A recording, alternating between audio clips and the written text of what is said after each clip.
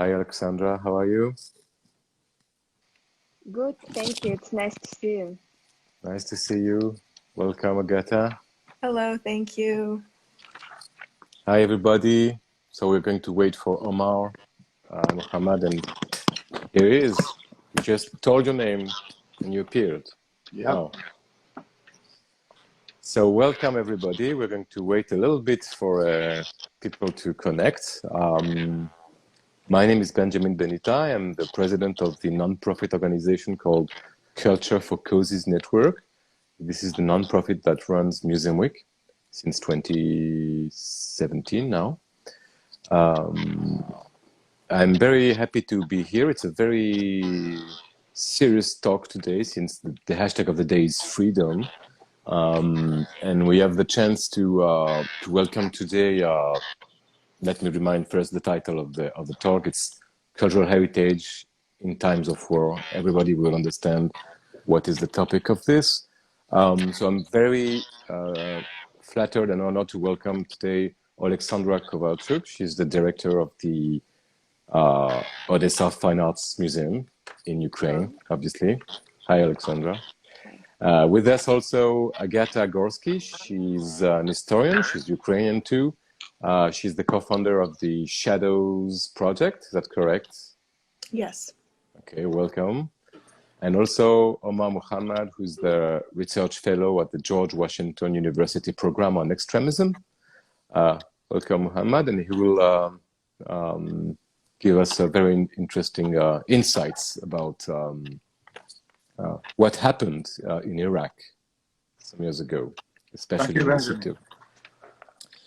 Welcome, everybody. So we're going to start this talk, and let me tell you that the main purpose today is to hear what's going on today in Ukraine regarding cultural heritage and what's being done concretely to erase identities, history, culture, not only as a thing per se, but rituals, ideas. And we want to hear this and to also, because since the people that are listening to us today are mainly people from the world of culture, professionals from the world of culture, how they can help, how they can contribute. So if you agree with that, dear Alexandra, I would like to give you the floor. If you could let us know, what did you see? What did you hear? Because now I know that you are in the United States, but you are every day in contact with Ukraine.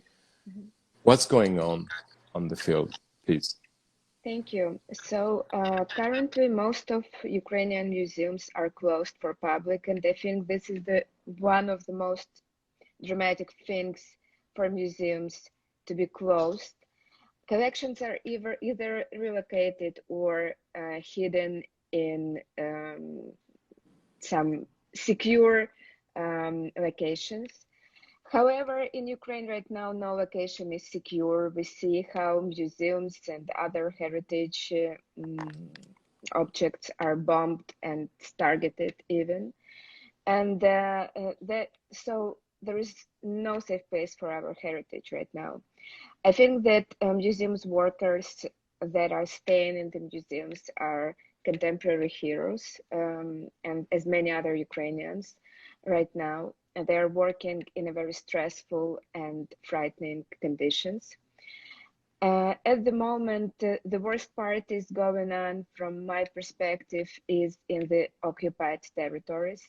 And I'm in touch with some colleagues of mine, and there are no words that would explain how inhumane and dangerous and terrible that is. The worst condition, the worst thing. I think that for me, this is even worse than being inside the combat territories. So Ukrainian museum workers are going through a lot of pain, fear, and threats at the moment. Personally, I'm in touch with many directors, not only from Odesa region, but also from Mykolaiv, which is closer to the combat lines.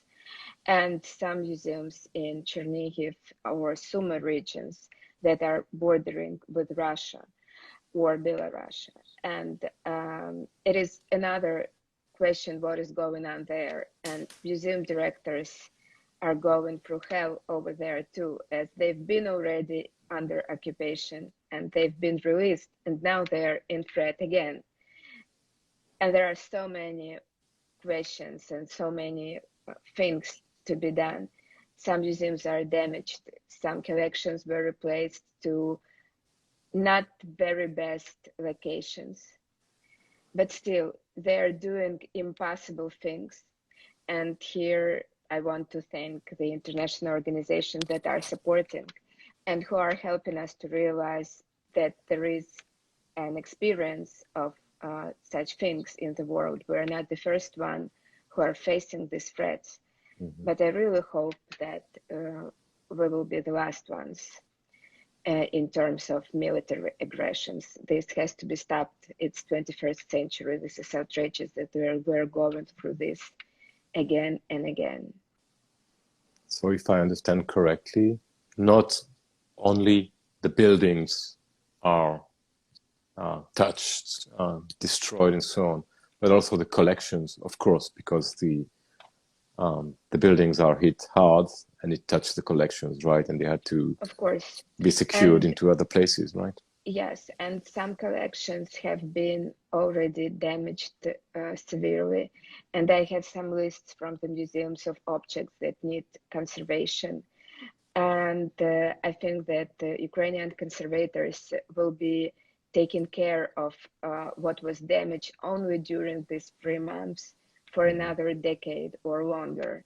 That is why I think that after the war is over, we will need a lot of volunteers from community of conservators to join our efforts to restore wherever it is still possible to restore.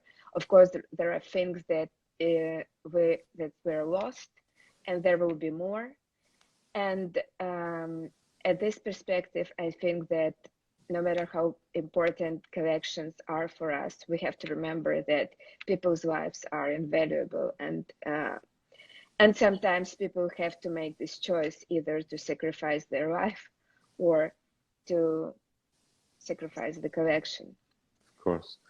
Did you ever heard of cases of stolen work of art? Of course. Yes. We have very transparent examples of Melitopol collection of Skif's gold that was relocated to the Russia-controlled territories, same as the Museum of Arship Kuyinji and its collection that was also relocated to separatist-controlled and Russia-controlled territories. And they don't even hide that. They have that on official news. They show how they take the art and they take it from Ukrainian territories to Russia-controlled territories. So they think that they even find it appropriate enough to be proud of, and they call it that they're saving the art. And it's good that they do so, because we will have a lot of testimony that is available for everyone who are surveying this outrageous war and threats to Ukrainian heritage. Thank you. It's a terrible.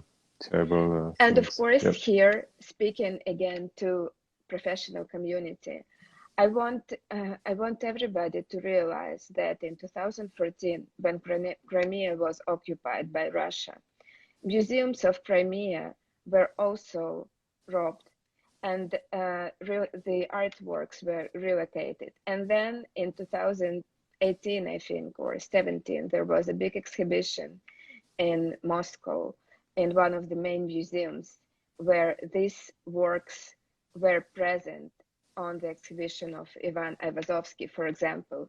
And even though Ukraine sent a lot of notes of protest to international organizations, there was never any reply from professional world, from around the world, from Europe, from the United States, etc.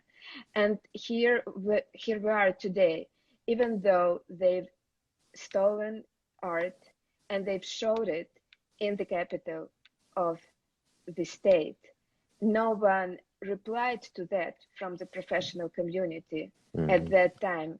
And I think that today we have to be very strict, and we have to be very serious about other connections with Russian museums and other institutions, about visibility of Russian art and visibility of Ukrainian art. So I ask you to be very conscious about what you do, how you act, how you interact. And this time we have no right for the mistakes that's been done after 2014.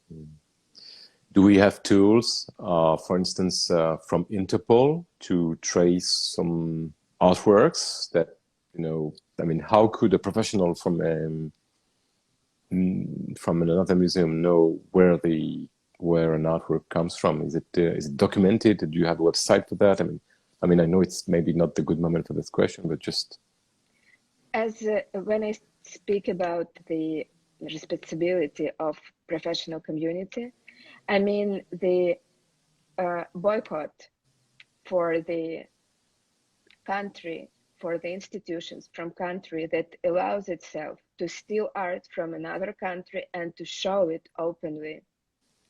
I'm speaking about boycott. I'm speaking about statements and of any termination of any kinds of communications. Of course, there would always be an international law and international organizations that are tracing this and investigating these cases.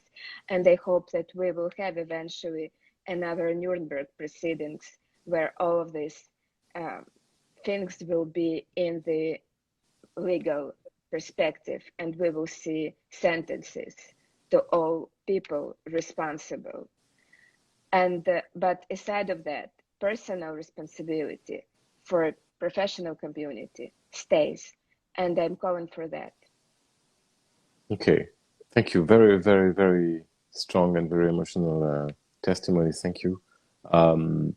I would like now to give the floor to Agatha Gorski. Agatha, you're coming from Ukraine, and you're the co-founder of. Is it a non-profit? I don't remember. Sorry. It is a nonprofit. It is. It's a non-profit that's called Shadows Projects, and you're being very proactive on alerting first on what's going on concretely, and if we could focus on this aspect of things. What do you know about what's going on to threaten and to erase Ukrainian history, identity? You know, it's not only the built heritage which is at risk. It goes with it's a whole, right? It goes with ritual, it goes with identity, it goes with. Okay, so if you could, tell us what you know, what kind of information do you have from the field? Yeah, so I think it's a really important question. It's good that we have, very different people on this live, because the way that I interact with Ukrainian culture is obviously, very different, because I represent a different generation of Ukrainians. And I think that obviously when we talk about culture and the cultural front, it is incredibly important, because when we talk about our identity and our history, it's what the sovereignty of our country rests on, which is why, protecting and speaking about these things is so important today, because there's many components that go into this. You have, as you said, your physical heritage, but you also have, this idea of our heritage rests on the people, the places, and kind of the events that take place somewhere. So I guess even on a human level, when you see things being destroyed, it's absolutely, terrifying. But this is also where I think that social media has a lot to contribute and has a lot of potential in the current fight that we have on the cultural front, because I think that, war is not only, physical today, and it's not a surprise that there's already been a lot of kind of conversation about this in the media, that we can even call the war in Ukraine the first TikTok war, because it's happening, so much of it is happening on social media, and especially with a country like Russia, which you know, propaganda is such a huge part of how it positions itself, and it's kind of key to its whole ideology and you know, doctrine, and it's a very important tool, and it's a tool that is like weaponized and used in our war today, and not only in terms of news but also in terms of questioning the legitimacy of what we consider to be Ukrainian culture and what we consider to be, you know, our history. And it's a very kind of interesting field because there's a lot of things that in the past we haven't had the chance as a country and kind of as a body of people to claim narrative over, because Ukraine, you know, is a country with kind of centuries of history, but it's also centuries of repressions, and it's a kind of, there has been a lot of cases where kind of our history and our culture, it had to you know, kind of exist and flourish in the shadows. So only now are we really having the past 30 years that we really had the chance to talk about it publicly and decide what this means for us and for our country and for our sovereignty. And so this is why social media has become such a big you know, kind of weapon of Russia, because, you know, what if you erase or you distort our identity, then you distort this whole idea and like this legitimacy of Ukraine. So for example, something that we saw, and actually my co-founder Katerina, she's written some articles about this, and we actually launched a campaign about this on our Instagram, was this appropriation of Ukrainian artists, Ukrainian kind of literature, Ukrainian history, like everything that we consider ours by Russia. And I think that with a lot of past generations, we kind of grow up in this reality, and sometimes we take things, you know, for given, because it has been this narrative has been inflicted on us, and we've been taught, and you know, there's been a lot of Russification. So you know, this is why it's really important to talk about this. And what we found is when we put up this campaign talking about Malevich as a Ukrainian artist, a Ukrainian born, Ukrainian raised, Ukrainian artist who created art in Ukraine, about Ukraine, you know, who had parents who, well, you know, his mom was Ukrainian and he grew up here, and for some reason we still consider him to be Russian. And a lot of this is because there is this kind of media perspective of it, and you know, the internet war which exists. And we even saw that after we put up the campaign, there had been changes made to Wikipedia pages about him, which distorted and erased his identity. And again, as I said, this is why it's so important, because as a young person, when you're watching this and you kind of want to take part and you want to do as much as you can to help your country, you ask yourself, how can I do this? And then I guess for my generation, this whole idea of, you know, internet activism has become kind of a big part of how we take part and how we represent our position and how we help in times of war and conflict. And I think that in the case of Ukraine, this is obviously incredibly important because, well, we're seeing these things get distorted and changed in real time.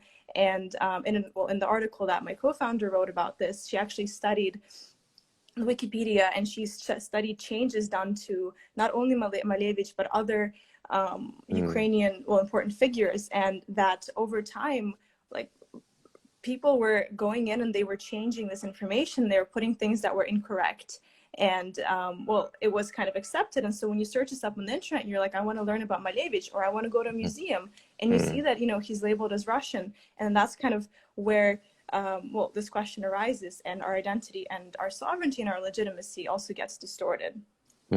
So you pronounce the word distortion, right? It's not denial. It's not, I mean, it's not a negation of something. It's distortion, which is more complicated to spot. I mean, it's more subtle, if I might say, right? It's an accurate, very accurate way to make an electronic war, right? You change Wikipedia pages, you make propaganda on TikTok. What kind of TikTok videos did you see that are, if you could give us a sample? I mean, do you see people talking? Do you see videos? Do you see what is going on TikTok on this field, on this level? Well, I think that there's just in general a lot of, well, you can find this if you look this up. I try to stay away from this information because it's not, well, necessarily something that well, is something that I want to interact with. But you see this in posts where, you know, people will write something and they will say that you know, like this is how it is. But just in general, in the way that like our world exists today, that's kind of what I'm talking about, where, you know, even on the internet. And I think that when I talk about TikTok and Instagram, it's more about that there's been a really kind of powerful engagement from Ukrainians and from young people who are trying to and doing this very, you know, powerfully. They're taking agency over their narrative, and that's what, you know, what we do at Shadows. And also seeing that, you know, people want to put a post and say that, hey, here is a post about Ukrainian artists who you might not know were Ukrainian, but they are, and you know, we want to give you this information. I see this a lot on TikTok as well. And that's something that I you know, that's kind of what I want to watch. And that's what I watch, because that's very powerful and really important. And I think that, you know, as I said, it's happening in real time. And actually, interestingly enough, after we put up our Malevich post, we did get a few DMs from, I would assume they're like their Instagram bots, who were trying to argue that you are wrong, like, you know, or what you're writing about, like, Malevich is incorrect, which also just like shows how it's everywhere, and, you know, we don't really realize it, and we kind of get something, you know, some things we really think that are, oh yeah, this is the reality, this is correct, we don't even question it, you know. But that's why it's so important. That's why Instagram activism and TikTok is a platform for advocacy, you know, especially in today's world. And I can Alexandra, add something, yes, to Agatha's word. The international institutions become part of this war. They also participate, even not proactively, because during all of this, I would say last century, some artists were claimed by Russia, by Soviet Union. After the Russian Empire, Soviet Union inherited the rights for all art of their territories. And then after Soviet Union, Russian Federation somehow also inherited these rights. And for example, we have one of my favorite museums in the world, the Metropolitan Museum of Art, which has a very beautiful, exceptional work of art by Arhip Kuinji on view in galleries of European art. And it is labeled as Russian, and also it says information that the river Dnieper depicted on this artwork takes place, begins from west or east from Moscow, which isn't true. Its origin is so far from Moscow, so we don't need to give a lesson of geography, especially to a museum team. And why would you give this information that the river takes origin in Moscow, near Moscow? And then they've added recently information that another study for this work was nearly destroyed in Mariupol during, not even without any explanation why, how, and that its location is now unknown. While it is widely known, there are many YouTube videos where officials from DNR are picking up this exact study and saying that they're taking it back to the Donetsk Museum of Art, the Russia-controlled territory. And they are not even mentioning that it is happening during the war. And I think that this is kind of a shadow of collaborationism that I hate mentioning is that. And I think that institutions, especially as influenceable, with this kind of influence, and for the rest of the world, and millions of people visiting and looking at these labels in the exhibitions halls, I think that this is the responsibility all of our colleagues from around the world should take today, not to be passive collaborant of Russian Federation today. That's a clear statement. Thank you. I hope this will be heard. I didn't know that about the Met. You said the Met or the MoMA? Yes, not only. The Met. Yeah, not only. Okay. So just let's go to the Middle East now, because I'd like to see if there is a comparison that we could make between what's happening in Ukraine and what has been happening in Iraq, especially in Mosul, when Daesh took control of the city. And Omar, do you see any, not geopolitically, but in the methods, right? In the methods to erase, to change the narrative, do you see any similarities that you could share with us? Well, definitely. I mean, despite the differences between the two examples, one is considered as non-state actor, as a terrorist organization, but Russia is a state. The case is that they both practiced, and Russia is still practicing the same way of treating and targeting the cultural heritage. To them, cultural heritage is not as we see it in the media, that this is kind of like a military necessity, as they call it, or a collateral damage because of the how the urban warfare is developing, is that you cannot avoid targeting heritage sites.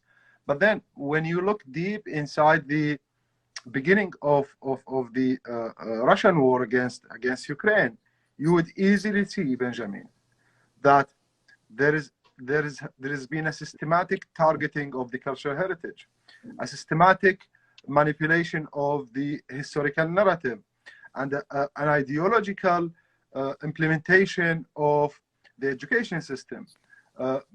As you know, and we have discussed this many times before, cultural heritage is not only about a building representing an event that happened in the past, or a very nice building that represents a city. It's about something that people practice on a daily basis. They practice it in their vocabularies, in their language. They practice it in their communication between each other, because people need to define themselves with something. So the cultural heritage is what they use in their social communication. When you target it, you are dismantling and destroying everything that the people have used to have for a very long time, because a family that was raised when certain type of cultural heritage sites existed is completely different from a family that will raise its generation when those sites didn't exist. The results are completely different. The generation will not have the same thinking or the same cultural perception. That's why, yes, there is a comparison between Daesh and the way Russia is targeting Ukraine. The first thing Daesh did, targeting the most important historical sites, the Prophet Yuna, it's a multi-religious, multiculturalism represented there. And then they began with dismantling the artifacts. After 10 days of occupying Mosul, they established their so-called Ministry of Education, rewriting the whole books, school books, starting from history, of course. They even, some sites that they didn't destroy, they completely degraded and targeted the dignity of the site by making it something for completely, I mean, it's something that target the roots of the dignity of the people and the site. It's a way of showing that, look, this is what we are capable of doing. We are going to demonize your sites. We are going to dismantle every piece of evidence of your existence. Speaking of museums, the museums as well, they were a very important financial resource for them. So they also understood the value of those sites. They would steal what they can carry and destroy what they cannot. But the most shocking thing about both of them is that they both had a manual about how to target the cultural heritage.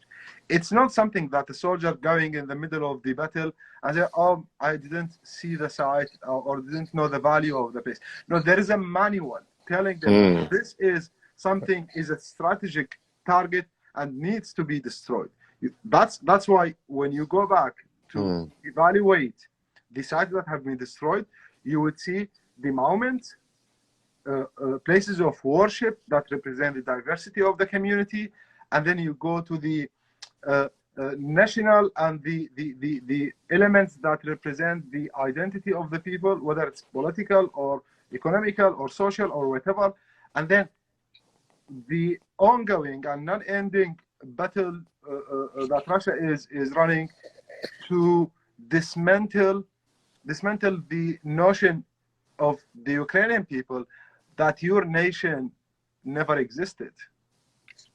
Yeah, that's very interesting. If I may interrupt, so what I hear here is it's not collateral damage. It is definitely course. not collateral damage. It's on purpose. There are Yes. an instruction for that. Yes. And would you accept this sentence? They are trying to change the future by changing the past, right?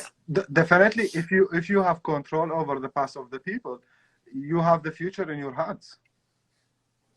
Let's make a focus on the education. You spoke about the textbooks, and I would like to hear also from Agatha and from Alexandra if you heard things about manual books. So what happened in Mosul with the manual books since this new Ministry of Education? What did they do? They brought new narratives. They raised the. They started to teach another story. It's what they did. Is this to me about Mosul? Yes, about Mosul. They established. They definitely, literally, Benjamin. They established a full education system using the Central Library of Mosul to rewrite the whole history books.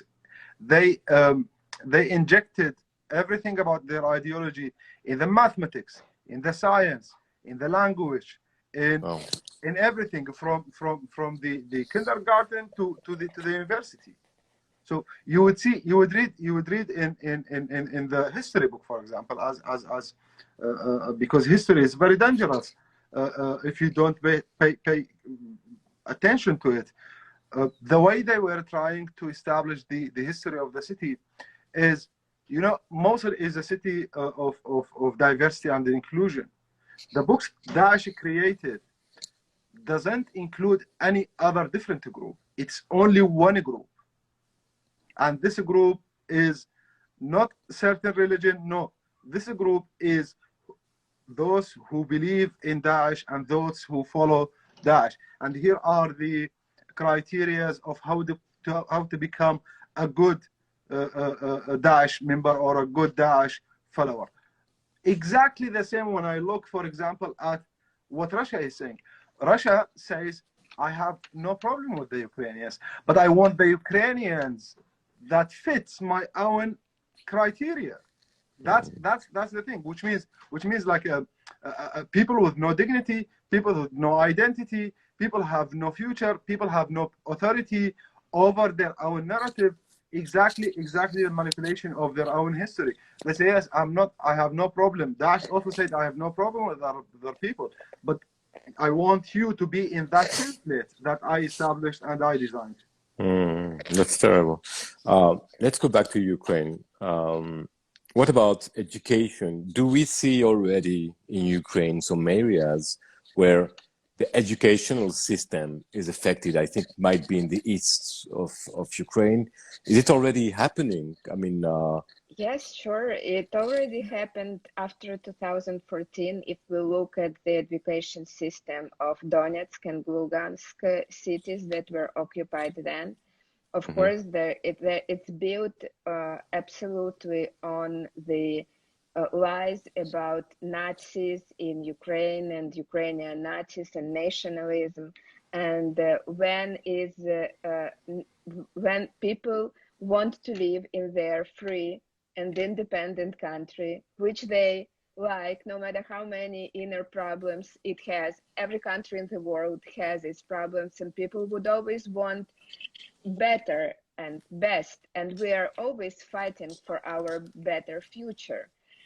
But loving this country suddenly became a nationalism from their perspective. And now we see that in Russia, from education books, they're eliminating word Ukraine, just to make sure that it never existed. And that was actually the first thing from which this invasion started, from Putin's words, that Ukraine does not exist as separate country, that it was invented by Lenin. And this is outrageous lie. And at the same time, when you speak about past, knowing the past in order to have our bright future, that is one of the missions for museums also. And this is when we see how Russian museums failed their communities. They failed. They failed one of their main missions. They were supposed to speak through their collections about the history of Russia, the history of Soviet Union, of repressions, of lack of freedom for people and human rights. They never did that. They failed their mission. And that is why we're facing, that's one of the reasons we're facing this war today. Thank you. Agatha, do you want to say, I mean, about the education systems and manual books and manuals? I mean, I think that, yeah, I will. I completely agree with what was said, and it's honestly, it is very scary watching things unfold from, well, from afar. I mean, there has been recent news that in Mariupol, for example, they're already, you know, the first thing they did is they opened kindergartens, and they opened kindergartens in a, you know, a city that is completely destroyed, that has no infrastructure, has nothing, you know. And the first thing that is that they said, our kids are gonna, well, your kids are gonna go to school, and they're gonna like learn the Russian, you know, Russian history. They're gonna use Russian textbooks, and that was, it's also important to understand why they did this first, you know, why they decided to focus on education, because, well, going back to what we were talking about before, you know, you were dealing with the new generation, and so it's this new generation that is already growing up with this idea of Ukrainian identity, and so in order to kind of destroy, well, to alter the future and to change it and to destroy this Ukrainian identity, you have to, you know, create this, well, this propaganda and this shift very early on, which is why, you know, they're opening schools right away, and they're installing their curriculums and programs. And in general, I think that it's very interesting as well, because I have seen, I don't know what they're teaching in Mariupol. I'd really want to see what kind of textbooks they're using and what kind of information they're giving to the children, but I have seen Russian textbooks for 8th graders, for example. And what's really interesting is that even in these textbooks, there is Ukrainian history, but it's Ukrainian history that is appropriated to be Russian once again. So they're talking about the Kievan Rus, but they're talking about it as being, you know, Russia, not Ukraine. And so that's why this dynamic is, and it's so important to understand this, and, you know, to speak out about this, and to actually kind of bring this to light, because, you know, we're living in a country, and as a young person growing up in Ukraine and, like, you know, seeing and experiencing the revolutions, I think that, well, at the moment, our identity is quite fragile, you know, and that's, you know, that's the specificity of our country, which has been under centuries of colonial rule and erasure of our identity.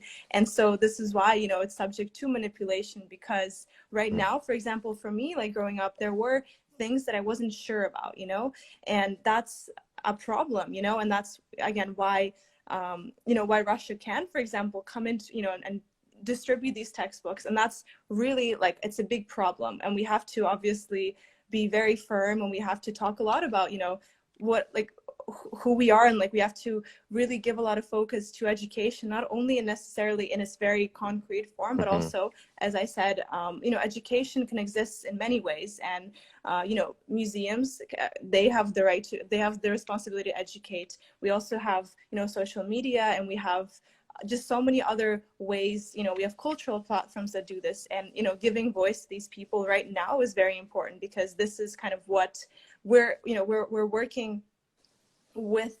I mean, we're living history, but we're also writing it, and so we really have to make sure that we codify certain things so that these things don't happen again, because education is very key, you know, to well, to the creation and destruction of states, in my opinion. Yeah, very interesting. It's a we can see also the similarities with Mosul. There is a project behind, a written project, an intentionality of erasing not only the thing per se, but the brains and the memory, right? Yeah. Identities. This is the way you change the narratives, you change the identities. So what concretely, I mean, Alexandra, you already spoke about it. What could we do? I'm a professional in the museum. First, I need to be aware of this. I'm aware of this, and this is, you talked about that. But concretely, what kind of action could, you know, the professional, the museum workers could, you know, take part to? What kind of things could they I join? have the whole list. First of all, I call for support through Ukrainian crisis organizations like Museum for Change that I'm running, or Museum Career Crisis Center from Lviv, or other couple of organizations that help professionals from Ukraine who are staying in Ukraine.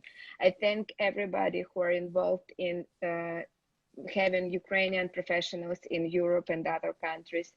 And I thank for this support and help. But those who stayed in Ukraine, again, are working in stressful conditions, in threats, and they have very limited support from state right now, as state is keen on military and humanitarian aids Of at the course. same time. Another thing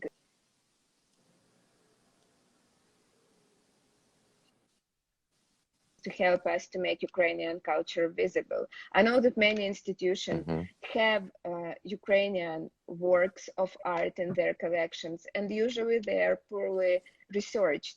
And this is the moment when we ask you to invite us through online or those who are offline in your countries to research those works, to do the relabeling, no matter if it is in the galleries or in the funds.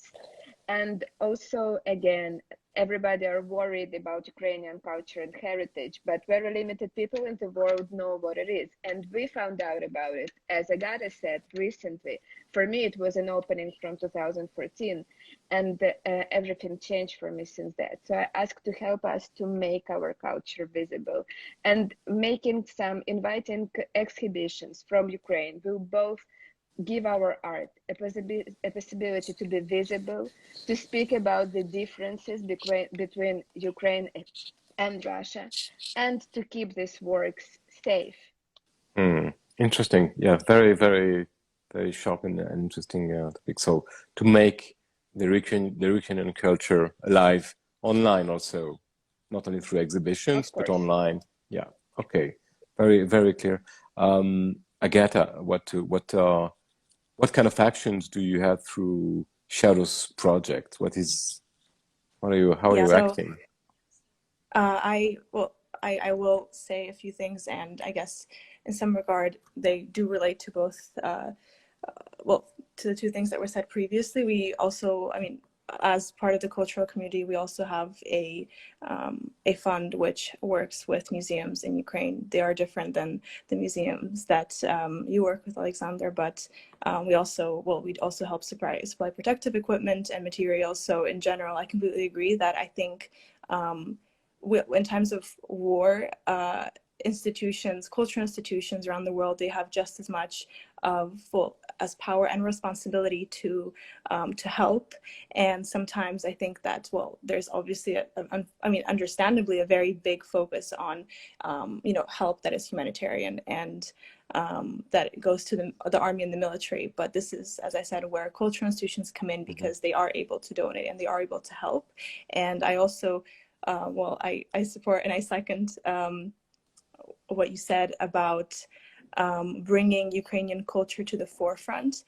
First of all, again, changing your representation of artists, which you label incorrectly. And this is, to museums that are Ukrainian and that chose to be Ukrainian, as well. It's basically about giving back these people and, our country the identity that we deserve and that is ours. And this can happen in a lot of ways. And I think that something that we do at Shadows is that we do a lot of collaborations both offline and online with museums as well.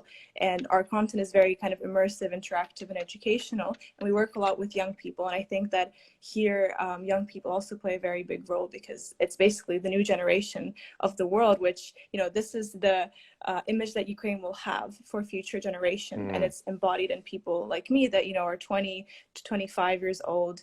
And they're also like seeing and kind of living through this, this war differently, of course, but, they're going to remember it and they're going to know what Ukraine is. And I think that right now, cultural institutions, have this responsibility to correct things, to promote Ukrainian culture, and to bring our voices to the forefront. So we're also always open to collaborations and to help with that, as I'm sure that our Ukrainian museums are as well.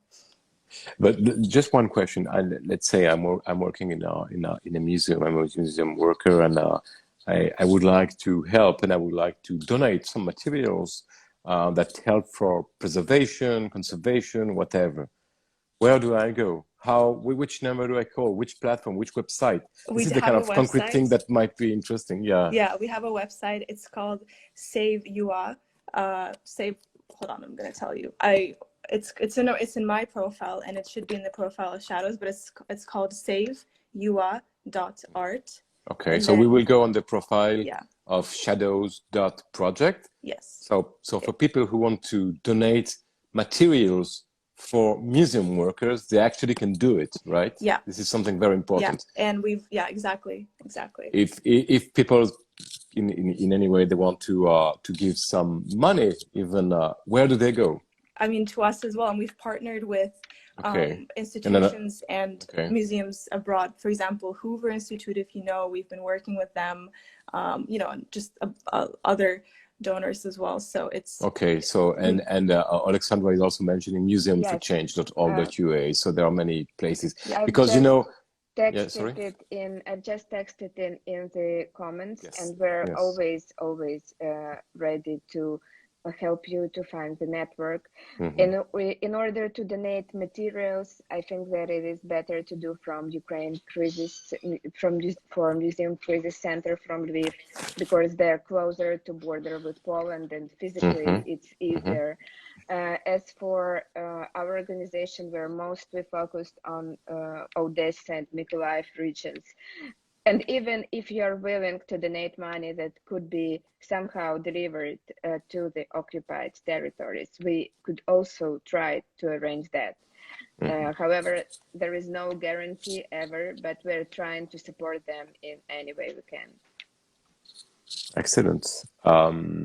So, of course, make the Ukrainian culture, heritage live online. It's easier. I mean, people can do it. I mean, as individuals. Of course, they could integrate this into their programs, which would be better. Donating money, materials,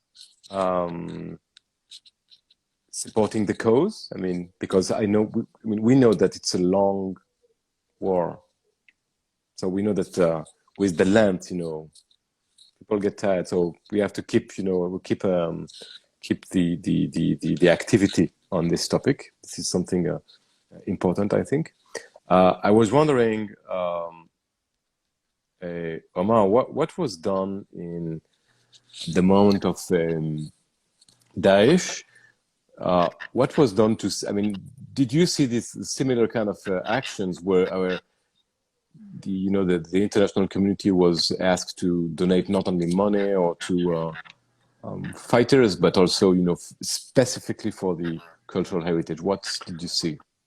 I think it's safe to say that the attribution of the recovery of the cultural heritage of Mosul belongs to, and the credit belongs to the people, the young, especially the young people who were launching all of these campaigns calling for the recovery of the cultural heritage.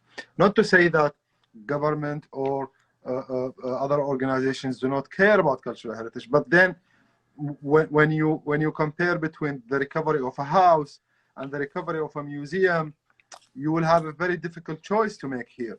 But then the people made it clear that the recovery of the museum is equal to the recovery of my house, because they both represent my normal life, and I would like to go back to normal life. I think the more the youth are integrated and part of the decision making of the recovery, that they are the representation of the cultural heritage recovery, to push for more response for more sustainable response. Because as you said, it's going to be a very long battle after the end of the war, because for militaries the war ends, but for the people it starts the moment the bullets stop shooting. I think that is the main thing that any organization wants to support the Ukrainians in regarding the cultural heritage is do not only communicate with the government or with the governmental institutions, bring the young people, bring those young people who are running the initiatives. They know their own context very well. They know how to do things quickly. They know how to do it creatively, and they can explain how to also do it effectively. Because yes, we do respect all the international conventions, all the bureaucracy, etc., but there are types of urgent matters. We cannot just wait and think about how we are going to respond. It has to be now, and it is very similar to the case of, for example, the old city of Mosul, when it was on the verge of being completely demolished to the ground. But you see that the pressure from the public, with immediate response from the General Director of UNESCO, the UAE, now the city of Mosul is enjoying the revival. Revive the spirit of Mosul didn't only serve as a physical recovery. It is exactly what Alexandra and Agatha were saying. We need our cultural heritage to be present not only in Ukraine. Yes, there are many who wants to help, but they don't know anything about our cultural heritage. We want to be part. It's the globalization of their cultural heritage, to put it on the global platforms, and to have integration. Because after all, yes, it is very local, the heritage of every nation, but it's also universal. That might be the end of the session. Thank you, Omar. Thank you. I would like to remind to everybody who were our speaker today. Oleksandra Kovalchuk is the director of the Odesa Fine Art Museum, and I invite all the audiences to follow her Instagram account, because there are probably some interesting resources, links, etc. to help. I mean, I'm talking to the museum workers, so her Instagram account is Alizet, ALIZET_museum. I would like to thank also Agatha Gorski. She's an historian from Ukraine. She's the co-founder of the Shadows Project, and you can follow all the activities to support the cause on Instagram at shadows.project. Is that correct? Yeah. Yes. And thank you very much, Omar Mohammed. So I remind to the public that you're a research fellow at the George Washington University program on extremism. Yeah, and this was a very, very interesting talk. I would like to thank you very much. I think we could continue for 1 hour. I have more questions, but it's already, you know, it's a long movie for Instagram that we did today. Thank you. Thank you very much. All the support of the Museum Week community. If we can help, you know, other moments to raise awareness on actions, we will do it, you know, with great pleasure. Congratulations, you are brave, and thank you for sharing all this with us. Thank you very much. Thank you. Thank you. Thank you. Thank you. Bye-bye. Bye. Bye, everybody.